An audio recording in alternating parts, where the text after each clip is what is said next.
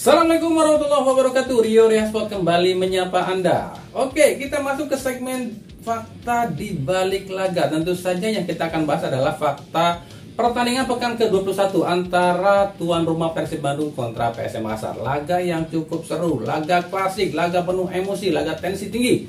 Kira-kira, nah seperti biasa ya, ada apa aja sih yang menyelimuti laga kali ini? Kalau kami ada yang kelewat silahkan tulis di kolom komentar ya. Nah, kita akan cari tahu, makanya seperti biasa sebelum kita kulik dan bedah semua apa yang terjadi di laga kali ini, saya tetap mohon dukungannya untuk channel ini agar terus berkembang dan bisa memberikan berita-berita informatif yang tentunya semoga saja bermanfaat untuk kita semua. Caranya masih sama, cukup dengan klik subscribe. Bagi yang belum subscribe ya, aktifkan juga notifikasi loncengnya, like, share dan juga komennya. Dan inilah beberapa hal yang terjadi di laga antara Persib Bandung kontra PSM Makassar.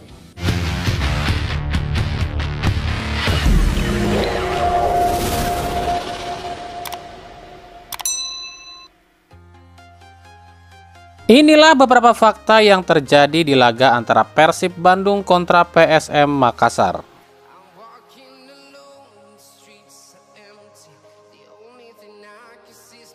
Wasit Gideon Dapaherang. Ini ketiga kalinya Persib di musim ini dipimpin wasit asal Jakarta ini. Dan di dua laga sebelumnya Persib cuma raih hasil imbang saat dipimpin oleh wasit ini, yakni 1-1 lawan Madura United dan 0-0 lawan Bali United.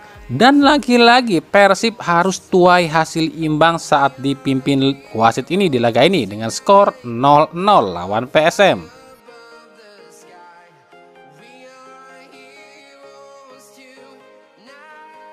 Kartu kuning Deddy Kusnandar. Kartu kuning Deddy Kusnandar di menit ke-10 adalah kartu kuning keempat yang artinya akan absen di laga selanjutnya.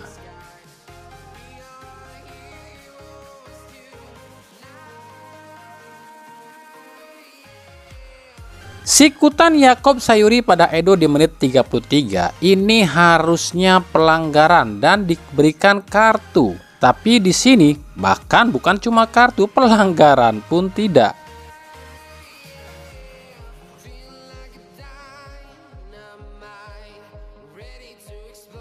Debut, ya, Stefano Beltrame akhirnya jalani debut di laga ini di menit ke-70.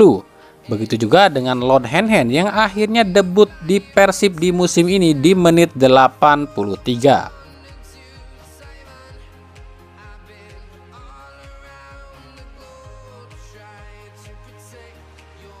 Hasil imbang. Ini adalah hasil imbang ke-9 Persib di musim ini. Sementara bagi PSM, ini adalah hasil imbang ke-6-nya musim ini.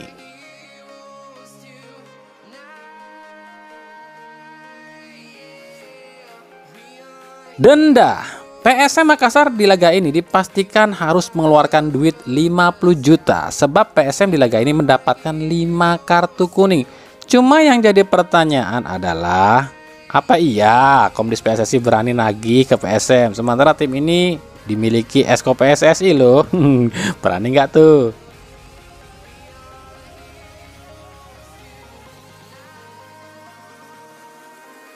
Bobotoh, ada apa dengan Persib? 2 kali stadion GBLA full dengan Bobotoh, tapi 2 kali pula Persib gagal raih kemenangan. Ini beda banget sih saat Bobotoh nggak begitu banyak hadir di stadion. Apakah ada tekanan yang berlebih dari Bobotoh pada pemain Persib? Jadi pemain Persib ini merasa terganggu gitu dengan tekanan.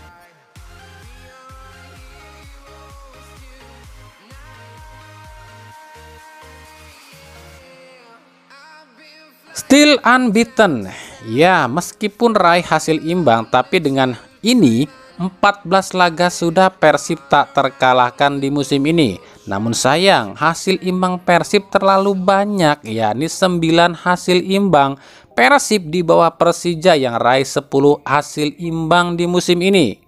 Tapi dengan hasil ini, Boyan Hodak menyamai pencapaian Luis Milla musim lalu dengan 14 kali unbeaten. Nah, ini menarik ya. Apakah Persib mampu melewati rekor ini atau emang ini akan menjadi dejavu seperti musim lalu? 14 kali tak terkalahkan tapi justru terseok-seok di laga selanjutnya. Kesimpulannya adalah, bagi Persib jelas banget ya, hilangnya Levi Madinda terasa banget bagi permainan Persib. Kurang kekuatan di lini tengah, kurang kreativitas juga, sehingga para penyerang Persib ini seperti terisolir. Bahkan jarang banget loh ciptakan ancaman ke gawang PSM. Kenapa demikian? Sebab nggak ada bola-bola yang matang untuk DDS. Sebenarnya dari awal jalannya pertandingan ini pun sudah terlihat sih. Persib yang biasanya pakai skema pragmatis yang mengandalkan serangan balik cepat, di laga ini justru sebaliknya, seperti terburu-buru ingin menyerang. Ini wajar sih sebenarnya, sebab Hodak tahu siapa yang dilawan, yakni PSM Makassar yang kuat di lini pertahanan. Tentu terlalu beresiko bagi Hodak jika harus memaksakan memakai pola serangan balik, sebab tak ada konduktor seperti Madinda di lini tengah yang kuat untuk menetralisir serangan balik lawan. Untuk Stefano Beltrame sendiri kami belum bisa berkomentar, sebab ini laga perdana dan dia ini baru sekitar 4 harian di Persib, masih butuh adaptasi lagi. Tapi secara performa singkat sih kami pikir dia ini masih di atas tiron ya. Tapi emang sih nggak bisa atau belum bisa melewati performanya Levi Madinda. Untuk hand-hand no comment kami ya, sebab ya itulah hand-hand, ngotot dan ngotot. Oh ya, satu lagi ya, hilangnya Freds Butuan pun sangat terasa di sini ya, sebab Hodak ini nggak punya pelapis di sisi sayap, sementara Febri nggak bisa sengotot Freds Butuan. Nah, yang jadi pertanyaan adalah apakah dibuangnya Freds dan Levi Madinda akan menjadi blunder bagi Boyan Hodak dan Persib Bandung. Sementara bagi PSM Makassar, seperti biasa ya, tiap tim yang melawan Persib itu pasti double semangatnya. PSM pun demikian, sangat bersemangat di laga ini, bahkan tercipta beberapa kali peluang berbahaya. Andai saja fisik para pemain PSM ini tak terlalu terkuras usai main di AFC, kami pikir bisa saja PSM kalahkan Persib di laga ini. Keunggulan PSM di laga ini ada di 2 titik, yakni lini pertahanan yang solid serta 2 sisi sayap, yakni 2 kembar Yakob dan Yance yang selalu merepotkan lini pertahanan Persib. Dan mungkin strategi yang dipakai Tavares ini tuh karena Tavares sadar lawannya itu Persib. Andai bukan Persib mungkin PSM bisa menang di laga ini. Tapi kami pikir Tavares cukup sukses terapkan taktiknya untuk bisa meredam Persib Bandung di laga ini. Victor Mansaray, udah nggak usah kecewa dan ngamuk-ngamuk gitu. Sebab keluar-keluar sebelum laga yang bilang akan jadikan gawang Persib ini lumbung gol, ternyata gatot alias gagal total. Ya meskipun gak jelek-jelek amat mainnya di laga ini, tapi Mansaray di laga ini bisa dikunci oleh Victor Igbonevo dan Nick Kuipers.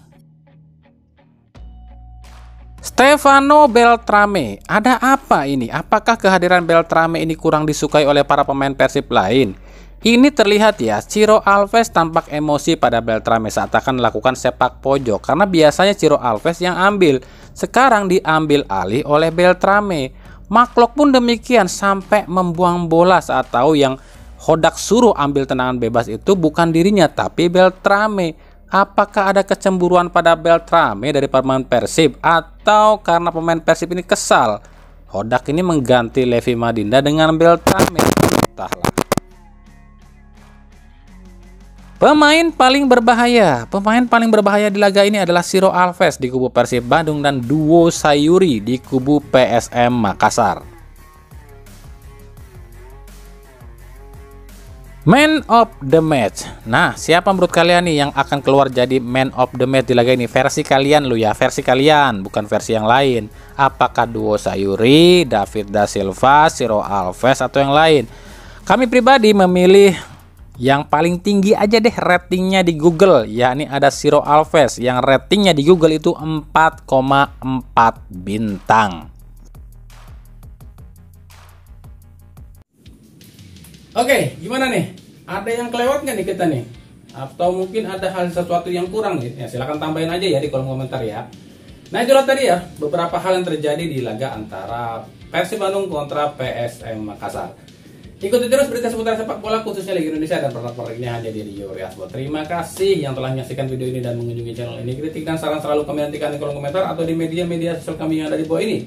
Sampai jumpa di video-video kami selanjutnya dan salam Rio Riaspo. Wassalamualaikum warahmatullahi wabarakatuh.